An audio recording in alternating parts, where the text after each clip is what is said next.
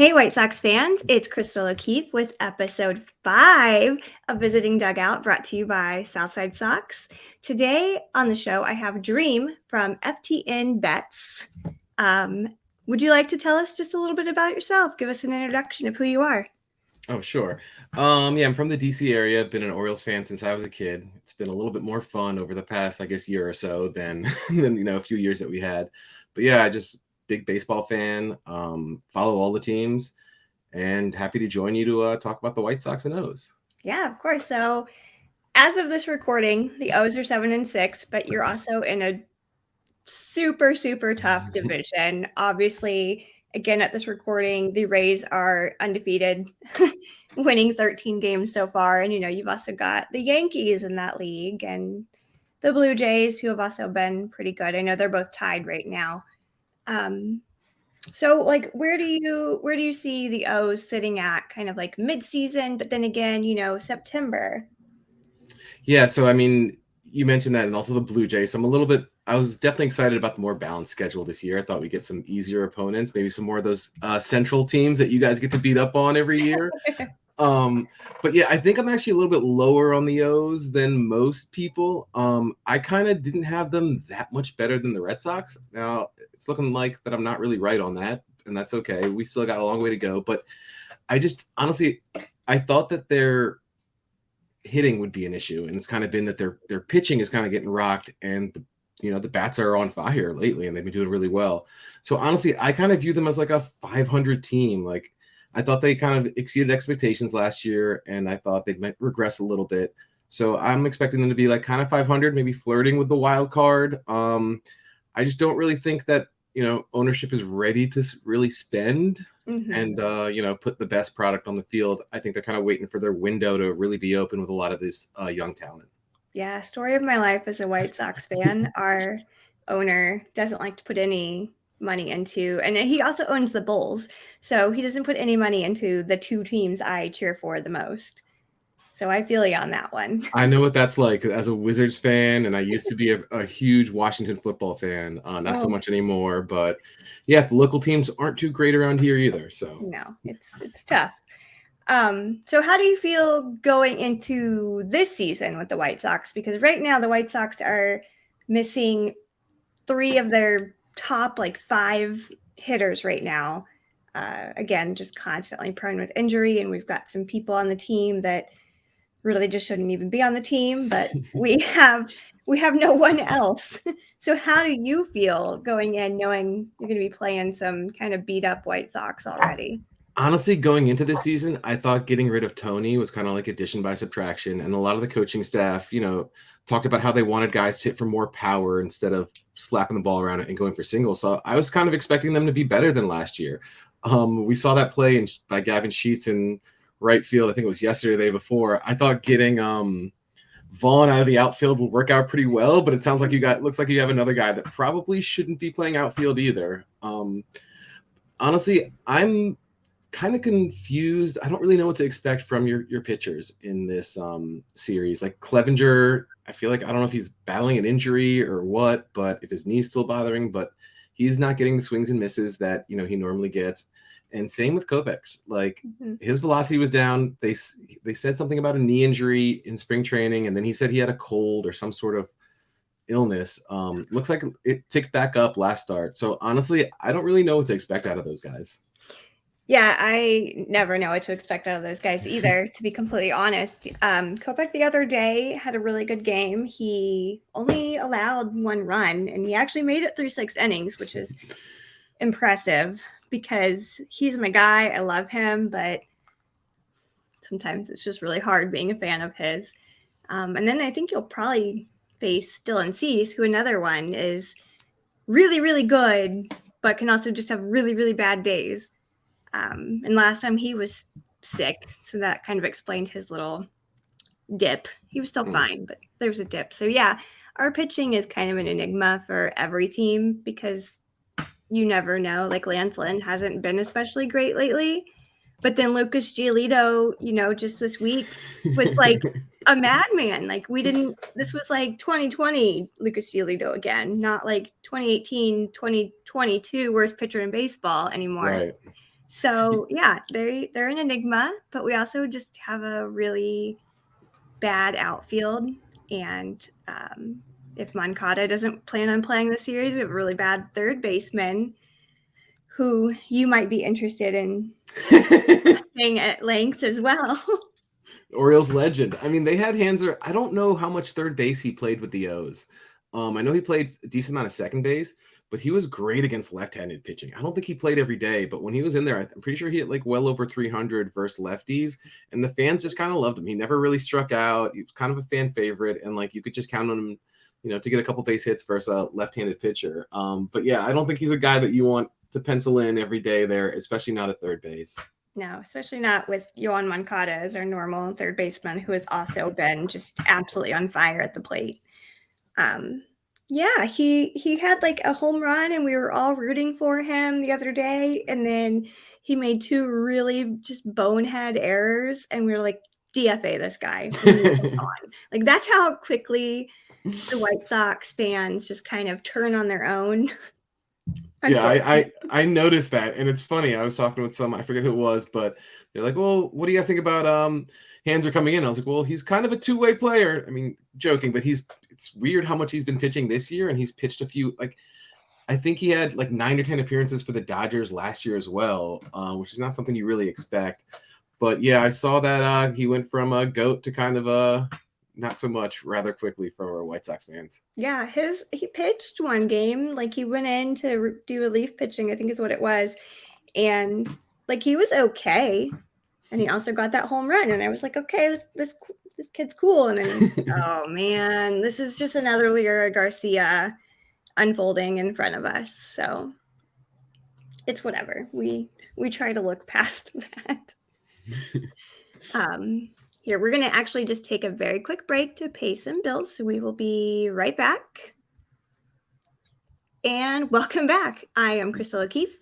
And again, I have Dreams on here to talk about all things Orioles. So, what are your keys for the Orioles to kind of just take this series? Honestly, the bullpen's been kind of overused. It's like been really hot here in Baltimore. Like temperatures were in the 80s today, so our starting pitching hasn't been going that deep. And especially with like a young staff, like I know Grayson's going on Sunday. I like doubt like the best you can really expect from him is 5 innings. So we need some of the other guys to kind of pitch a little bit deeper into the game and kind of give the bullpen a little bit of a rest. But I think it actually should be like a pretty good series. The Orioles are hitting the ball really well, and they're a super young team, and they're just honestly they're a lot of fun to watch. I'm sure you've seen their celebrations over the past couple of days with their Yes. I don't know if they're calling it a hydration station or a home run dong bong, whatever it is. It's cool, and it's also cool that like the manager fully supports it. He's like, hey, whatever keeps the guys loose, and if they're having fun, like it brings them closer together. So it's honestly like just win or lose, I love watching them. It's a lot of fun. So I'm looking forward to because like you mentioned, I like a lot of the White Sox players too. So it'll be a cool series. Yeah, I have never had any actual beef with the Orioles. Like I love Camden Yards, and I just love watching Rutschman right now play. Like that kid is so talented. I love watching them just for him. So with Adley, in mind, who do you feel like the biggest threat is on this O's team right now? Honestly, Mountcastle. He was a guy that was hurt by the huge wall that they put in it at Camden last year. I want to say he lost 6 or 7 home runs to that wall. So even when like the stats aren't really showing that he's being a good hitter, he's like making great contact consistently. He just kind of needs the results. So there's just a lot of guys in the lineup that I guess I didn't expect to be this good this early because they are a fairly young team. So him and Anthony Santander, it's just like a nice group of younger guys who enjoy playing with each other and like have fun. But yeah, I would say Santander and Mountcastle are probably guys that really got to watch out for. Yeah, Mountcastle is phenomenal as well. He's a lot of fun to watch. The Orioles just in general are a lot of fun to watch right now, even if they lose. They're just a cool young team. I mean, I don't know how you can't like enjoy like the sprinklers and like they're just like you said, they're having a good time, win or lose, and it's fun as a fan to have to be able to root for them. I've used this example with my son. He plays little league baseball. Well, I can't really say it's little league. He's almost 13. Um, but he gets so worked up sometimes, like if he strikes out, and I'm saying, hey, if you strike out swinging, cool, I'm cool with it. But you're here to have fun and learn just a little bit about baseball. So when you're in the dugout, as long as you're listening for your name to be called, go have fun and make friends, because that's really what this is all about. Just do your thing and at least swing. Don't just stand there looking at the ball, because I have to yell at him when I see it. And it's like, if you don't swing, I'm going to pull you by the ear.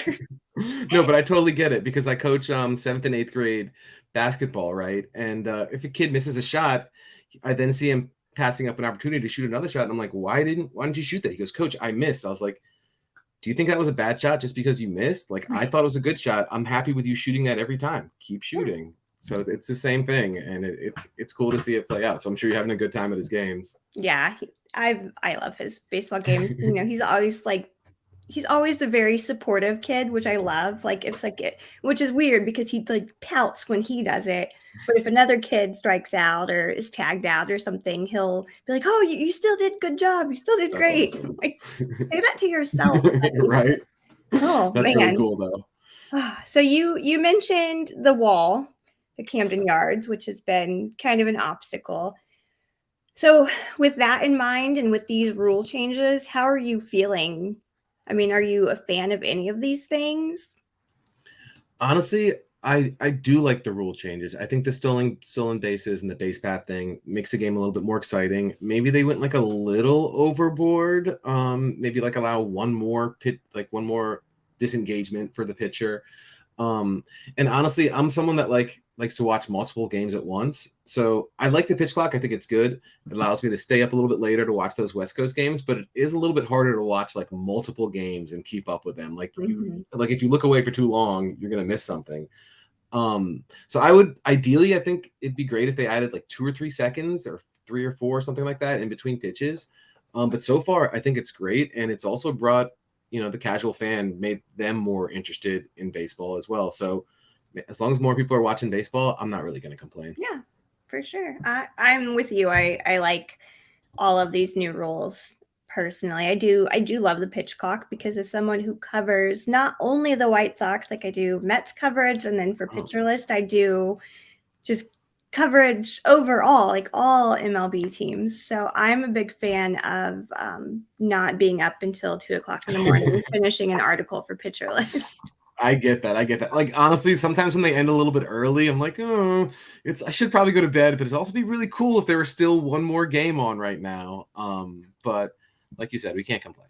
Well, yeah, yesterday it was a day game, and I am done with I turned in my article and everything by like 4:30 in the afternoon. I was like, I have like this entire evening, because that game went by so quickly.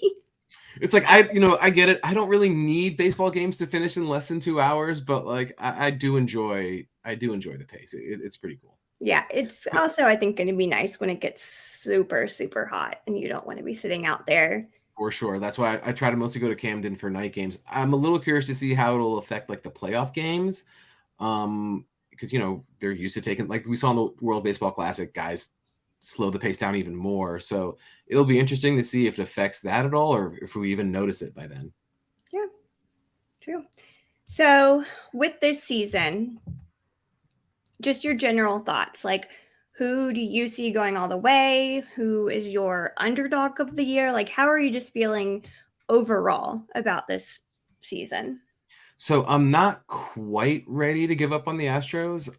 I know their bottom of the lineup is pretty weak and the pitching hasn't been great, but I think they'll probably figure it out and still be one of those contending teams at the end. In the Central, the Twins pitching looks amazing. I mean, Pablo Lopez was good before, but they added a third pitch, and he looks absolutely dominant at this point. They're a really fun team to watch. Like, I love when Buxton's on the field.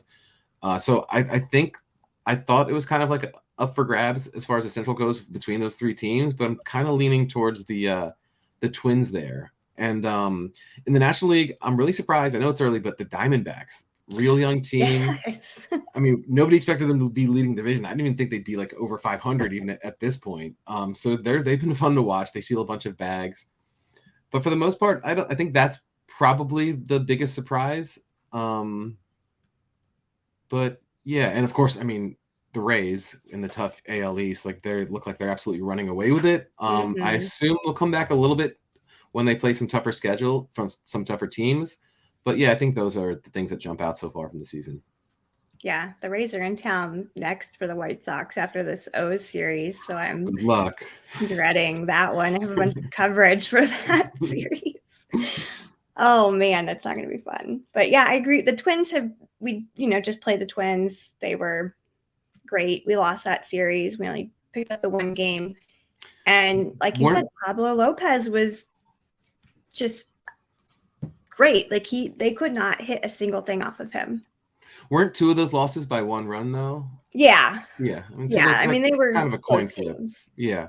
But that was a good fun series to watch. Yeah. Sonny Gray was great too. They pulled him really early, which was surprising, but even he looked really good. So yeah, I think they're on pace to kind of run away with this Central at least. But yeah, the Astros, you raised a good point. That lineup, the bottom lineup is really weak.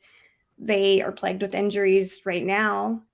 And I talked to, someone about the Astros for our opening series, and he said, post Verlander isn't great because their pitching has went down now as well. Like they don't have any super high quality starts, so he said. So yeah, they might have to claw their way, but they'll get there. Yeah, I like their pitching depth. Like you said, they don't necessarily have that like top ace that they can count on pretty much once a week to go out and throw like 6 or 7 innings, which is big for a pitching staff. But they're like they're talented. I think they'll figure it out. Yeah, they took our Jose Abreu, so they better at least get him a ring. I agree. I mean, that must have really hurt because I was surprised to see him leave. I thought honestly he would like either retire or re-sign with the White Sox. Yeah, it stung. I'm still a little salty about it, but I wish him I love him. He's one of my all-time favorite baseball players, period. So I'll let him get that ring if he needs to. But yeah, so here is your chance to plug yourself. Like I mentioned ahead, you do some work with FTNBets. What else would you like to plug on here? I mean, that's pretty much it. You can follow me on Twitter, and I put out 3 or 4 articles a week with free bets just to write up like that. And that's pretty much it. Just I'll be grinding away through the baseball season for the next 5 or 6 months, just like you. Yeah, I was supposed to say I'm with you there. A lot of sleepless nights. Yeah. Please go obviously follow him for some good betting advice and just follow him in general. Whew, I sometimes talk too fast. Because again, he is a good follow. So yeah, again, go follow MLB Dream on Twitter and then obviously FTN Bets on Twitter. And hey, thank you so much. Best of luck to you. I hope to be out in Baltimore sometime this summer. I don't even care who they play. I just want to get back to Camden Yards.